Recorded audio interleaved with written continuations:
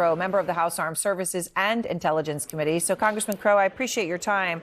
So Trump announcing, a whole slew of deals. I mentioned Elon Musk, of course, and Starlink.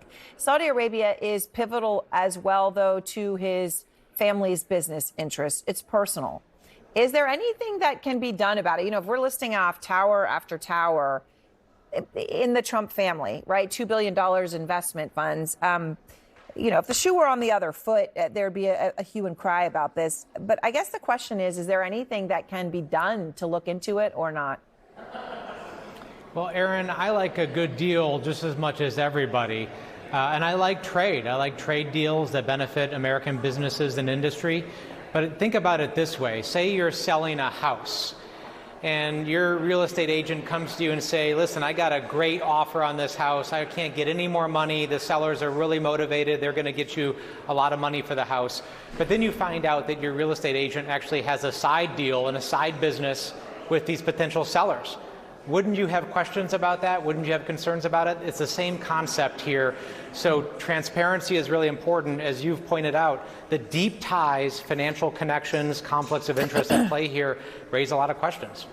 I mentioned the Foreign Corrupt Practices Act, which the FCPA, which can sound a bit in the weeds, but it's actually kind of crucial. I remember conversations actually in Egypt and the Democratic Republic of the Congo with companies that had access to massive rare earth minerals in one case, choosing the United States over China, in spite of all of the extra things that might have come with a Chinese deal, because they wanted the American rules. Right? Even though they couldn't get the really fancy Hermes and Birkin bags handed out as gifts left and right.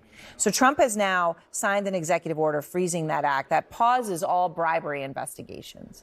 Do you think that there is any connection between that and what we're seeing now in Saudi Arabia?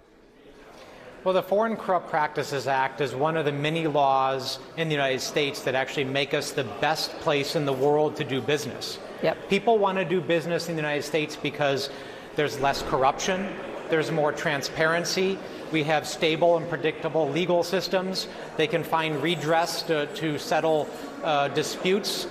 All of these things make for a great economy. And if the Trump administration is going to undermine that stability, that transparency, those anti-corruption efforts, in the midterm and the long term, it's going to make for a weaker, less prosperous American economy. So these things actually do matter.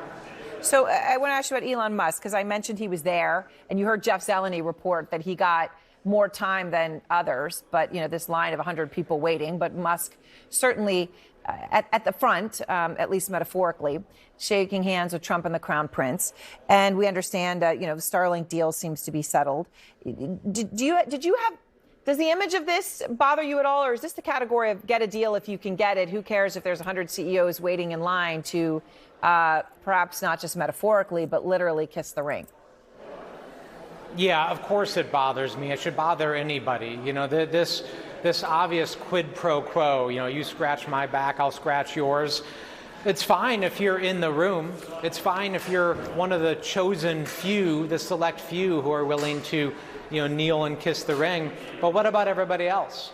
What about the people who I grew up with in working class America, who are working paycheck to paycheck, who get up to work on a construction site and shower at the end of the night as opposed to in the morning? Those folks usually get left out when we're talking about Trump, when we're talking about the elites that are in the room and that really have filled out this administration. It's disgusting. I have no problem with wealth. I have no problem with success. What I have a problem with is when the game is rigged and the playing field isn't level. And every American should expect more. We should expect transparency. We should expect some rules that everybody can live by and everybody can thrive and compete on an equal playing field. And certainly this is not what's happening with this administration. It's not what's happening in this scene that you just displayed. Congressman, I appreciate your time and thank you very much.